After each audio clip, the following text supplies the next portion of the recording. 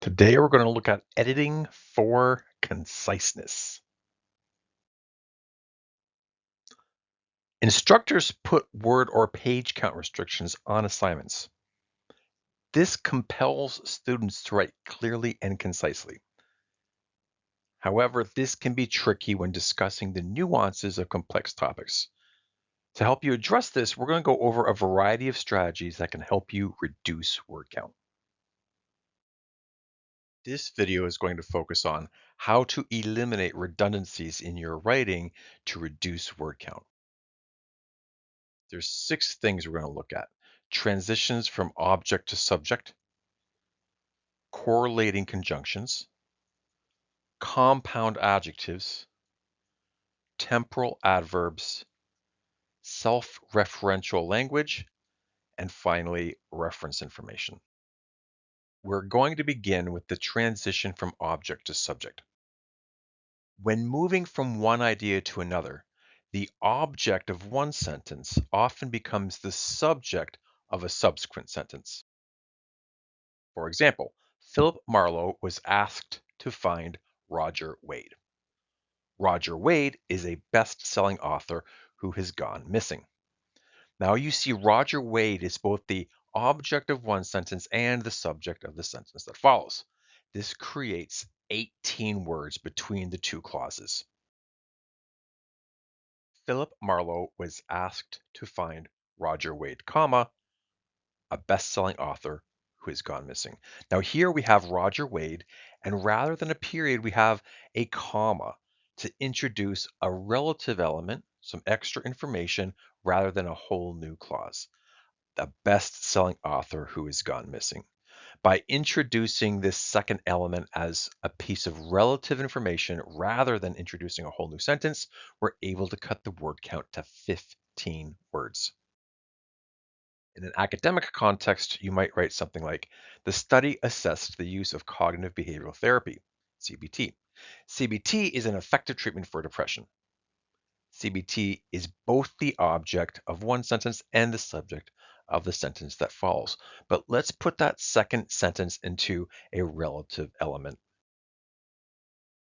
The study assessed the use of CBT, comma, an effective treatment for depression and anxiety.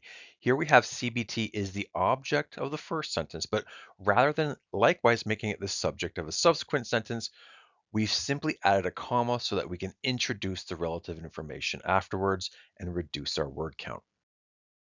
Now, let's take a look at correlating conjunctions and how we can reduce word count with respect to their use.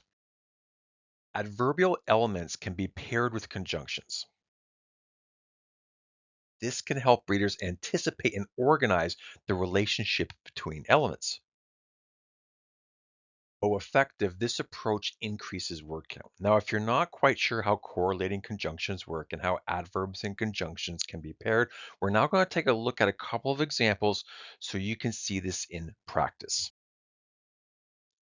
You will either pay the ransom or never see your angel again. So here we have correlating conjunctions.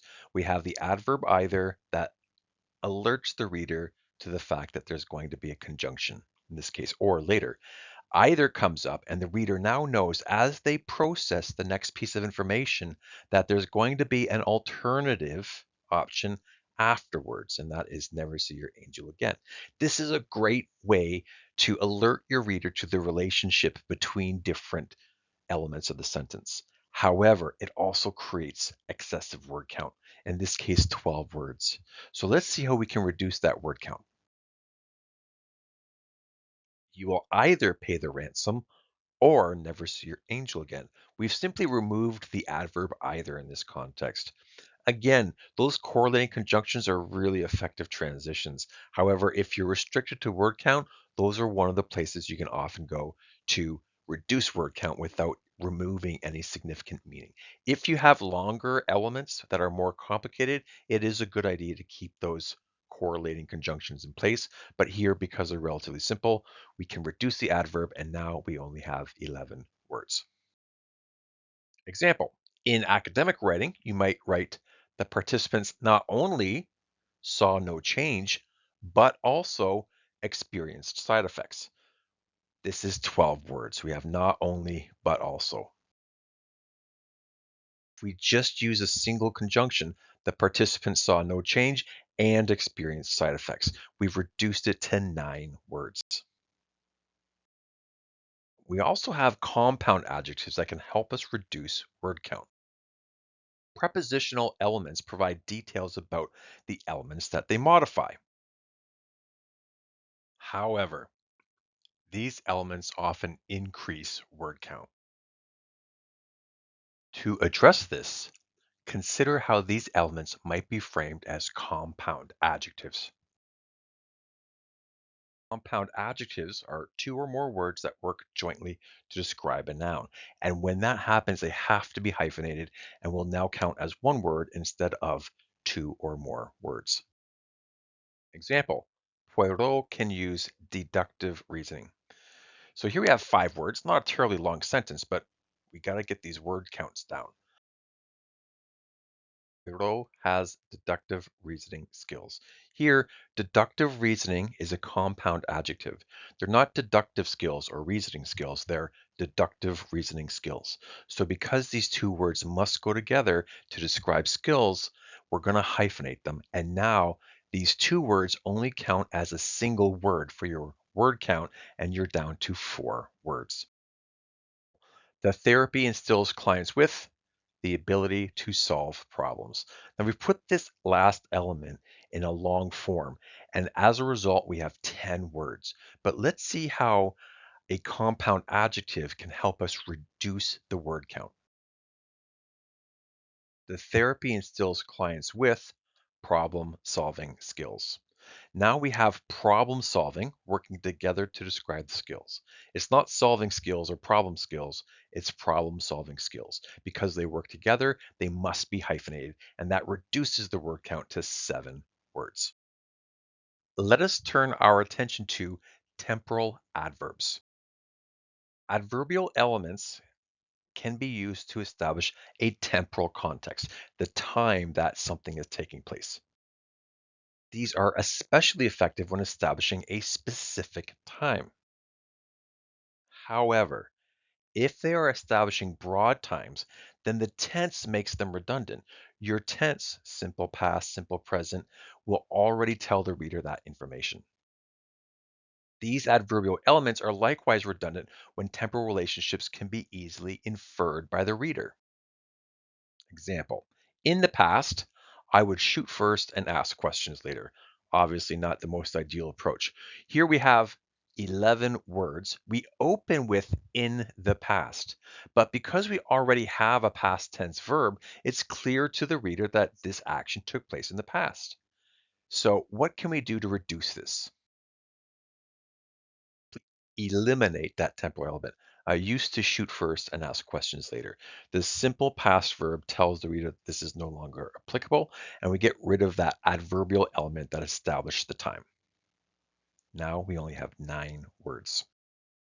In academic context, you might say, when interviewed, comma, participants reported a tingling sensation.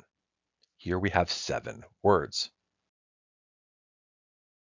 But if we eliminate that first part and simply say participants reported a tingling sensation, now there's only 5 words, significantly less, and the reader will be able to easily infer that that information was taken during data collection. That would be obvious because you're talking about a study. Before participating in the experiment, comma, participants completed a pretest. Here we have 9 words, but pretests are by definition taken before an experiment. So all this temporal information in the adverb is unnecessary. All we need is participants completed a pretest. Now we have 4 words, less than half as many words. Let's take a look at what's called self-referential language. Self-referential phrases are words that reference the text that is being read. For example, students often write, this paper will argue, dot, dot, dot. Instead of talking about your argument, you're talking about your paper. It's referring to itself.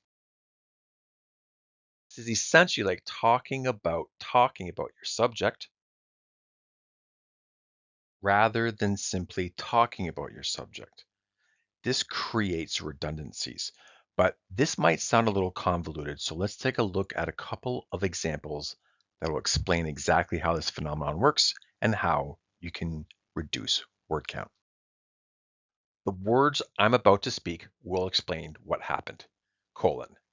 I shot the man in self-defense. Period. 16 words here. Lots of redundancy. I shot the man in self-defense. So here, once you remove that self-referential language, you reduce the word count to only 6 words. So we can see how superfluous and redundant that self-referential language can be and how much it can increase word count. For example, in an academic context, you might begin by writing in this paper, comma, I will compare cognitive behavioral therapy and dialectical behavior therapy interventions to determine the merits of each. Now we have that self-referential element in this paper, and that creates a total of 15 words. How do you eliminate the self-referential language? Focus on your purpose. To determine their merits, it is vital to compare CBT and DBT. We open with the importance of the study, the reason we're doing it. And once we do that, we focus the reader on what we're talking about instead of the paper itself, and we bring our word count down to 12. The social determinants of health are as follows, colon, economics, health, education, and environment. The phrasing as follows tells the reader, hey, these are the following words, but they're already going to see them, so we don't need that self-referential language. This as follows increases the word count to 13 words. So let's see how it looks without that. The social determinants of health are economics, health, education, and environment. We just go straight into the list, and now we reduce our word count to 11. As previously mentioned, this is another one of those self-referential phrases. We call back to something that we've already written. All variables were accounted for. Here we have, as previously mentioned, comma, which the reader would already know if they've read it, and that brings us up to 8 words. Simply state in this context that the variables were all accounted for. You're reminding the reader if they've already read it, they know. They don't need to be reminded that they have already read it. And now we're down to 5 words.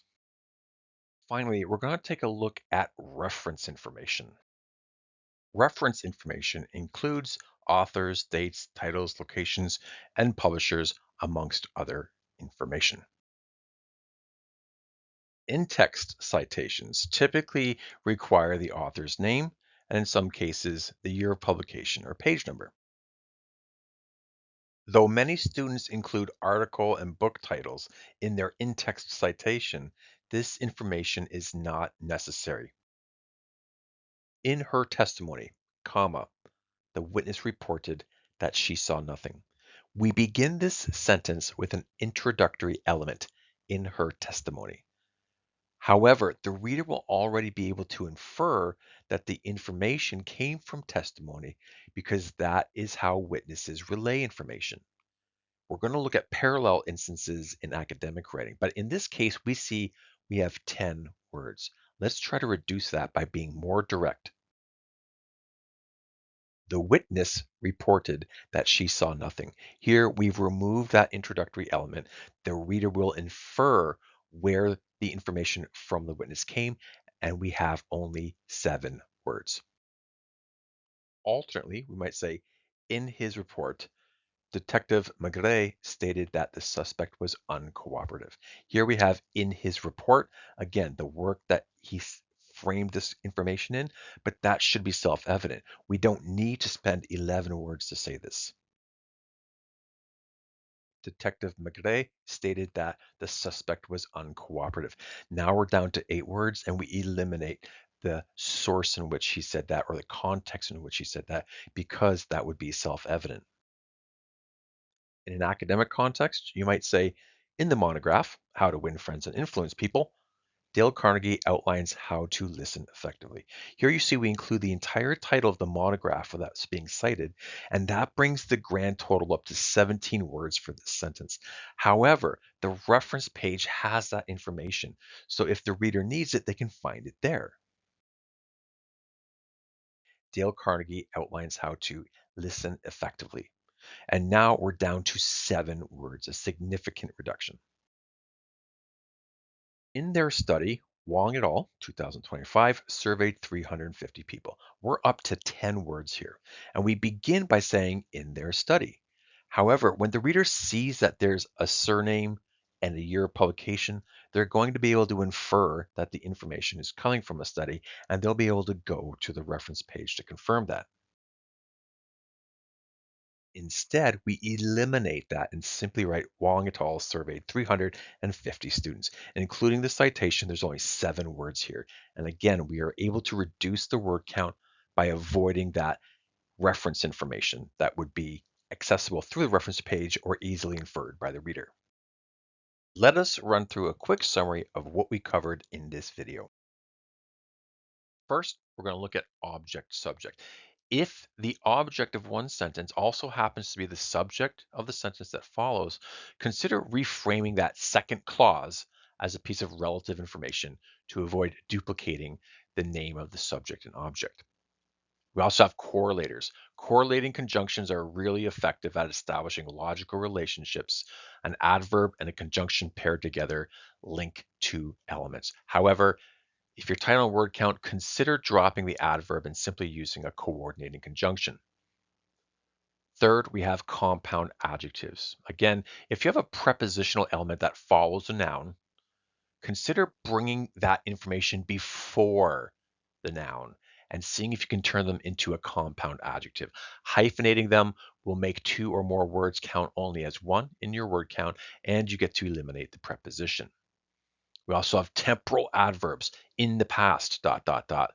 Try to avoid those. Trust that if it's a broad temporal framework, the tense that you chose will clearly convey the time frame in which that sentence or action is taking place. We also have the self-referential language. So if you're beginning by saying, in this paper, I will argue, consider how you can say that more directly and speak to your purpose. And also consider, as was previously mentioned, or as follows. These are other examples of self-referential language you want to be able to reduce. And finally, we have reference information. Don't put the article title in your in-text citation, and try to avoid phrases like in the study or in their study, comma. The reader will be able to infer that there was a study based on your in-text citation. So those are some ways that you can identify redundancies in your writing and some strategies that you can use in that context to make your writing a little more concise. If you have any questions about that, leave them below. We'll be happy to answer them. And if you want some other strategies on how to reduce your word count and write more concisely, check out some of our other videos on that topic. Until next time, take care of yourselves and each other.